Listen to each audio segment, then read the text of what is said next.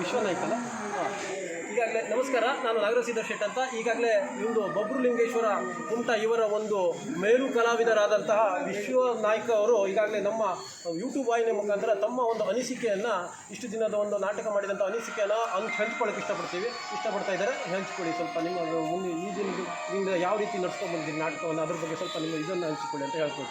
ಅವಕಾಶಕ್ಕಾಗಿ ಮೊದಲು ತಮಗೆ ಧನ್ಯವಾದ ಹೇಳ್ತಾ, ನೀವು ಹೇಳಿದಾಗೆ ಕಲಾವಿದರಿಗೆ ಕೊರತೆ ಇಲ್ಲ, ಕಲೆಗೂ ಕೊರತೆ ಇಲ್ಲ, ಕಲಾವಿದರಿಗೂ ಕೊರತೆ ಇಲ್ಲ. ಯಾಕೆಂದರೆ ಉತ್ತರ ಕನ್ನಡ ಜಿಲ್ಲೆ ಅನ್ನೋದು ಕಲಾವಿದರ ತವರೂರು ಅಂತ.